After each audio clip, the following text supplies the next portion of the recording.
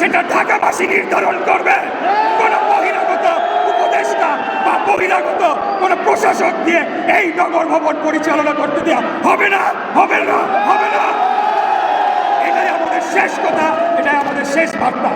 আমি সর্বশেষ যে কথাটি বলতে চাই, আপনারা জানেন যে আমাদের সামনে ঈদ, কোরবানির ঈদকে সামনে রেখে জনভোগান্তির কথা এবং জনগণের যাতায়াতের কথা মাথায় রেখে চিন্তা করে আমরা আমাদের বর্তমান যে নগর ভবন অবরোধ এবং ঘেরাও যে কর্মসূচি, সেটাকে কিছুটা শিথিল এবং কিছুটা বিরতি নেওয়ার সিদ্ধান্ত নিয়েছি।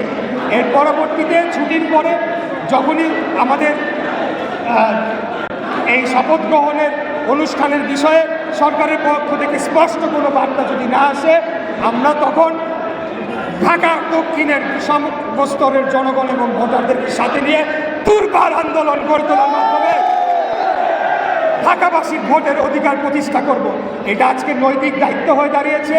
এটা আমার একার মেয়র হওয়ার বিষয় নয়, এটা আমার ক্ষমতায় যাওয়ার বিষয় নয়। আমি আবারও স্পষ্টভাবে বলতে চাই, আমি দুঃখ প্রকাশ করতে চাই যে যে জনদুর্ভোগী সৃষ্টি হয়েছে, সিটি কর্পোরেশনকে স্থবির করে ফেলার মাধ্যমে জনগণের সেবার যেটা বিঘ্ন হয়েছে, সেটা দায় পুরোপুরি বর্তমান অন্তর্বর্তীকালীন সরকার এবং এই বর্তমান স্থানীয় সরকার মন্ত্রণালয় তার দায়িত্বপ্রাপ্ত উপদেষ্টা এবং কর্মকর্তাদের উপর বর্তায়। তারা সরাসরি সংবিধান লঙ্ঘন করার মাধ্যমে এই আমার যে শপথ গ্রহণ অনুষ্ঠান সেটিকে না করতে গিয়ে সরাসরি সংবিধানকে লঙ্ঘন করেছে, আইনকে অবজ্ঞা করেছে, সর্বোচ্চ আদালতকে অবমাননা করছে। তাই আজকে আমরা যদি আমাদের মূল যে লক্ষ্য ছিল যে বাংলাদেশে একটা সুষ্ঠু, সঠিক, অংশগ্রহণমূলক, গ্রহণযোগ্য, নিরপেক্ষ নির্বাচন, জাতীয় নির্বাচনের মাধ্যমে জনগণের সরকারকে রাষ্ট্র ক্ষমতায় নিয়ে যেতে হবে, সেটা যদি আমরা অর্জন করতে চাই, তাহলে এই যে নগর ভবন কেন্দ্রিক যে আন্দোলনটা তৈরি হয়েছে, এই আন্দোলনকে তার চূড়ান্ত লক্ষ্যে না নেওয়া পর্যন্ত আমরা মাঠ ছেড়ে যাব না।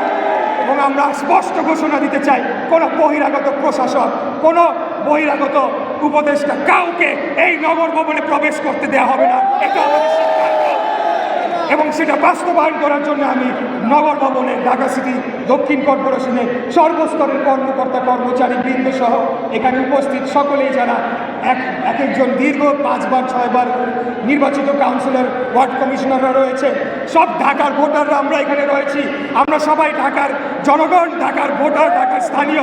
অতএব আমাদের নির্দেশনা ছাড়া এই নগর ভবন বহিরাগত দিয়ে আমরা চালাতে দেব না।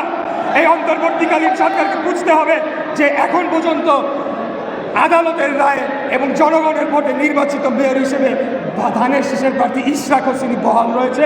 অতএব যা কিছু করতে হবে আমাদের অনুমতি নিয়ে, আমাদের সিদ্ধান্ত অনুযায়ী করতে হবে। প্রয়োজনে আমরা প্রশাসক বসাবো, প্রয়োজনে আমরা ওয়ার্ডে ওয়ার্ডে প্রশাসক বসাবো। যতদিন না পর্যন্ত আগামী নির্বাচন অনুষ্ঠিত হচ্ছে, ততদিন পর্যন্ত আইনগতভাবে সর্বোচ্চ ক্ষমতা এই নগর ভবনের যে সকল কার্যক্রমের অধিকার একমাত্র কেবল আমাদের কাছেই রয়েছে। এটাই হলো আমাদের বার্তা, এটাই হলো আমাদের শেষ কথা।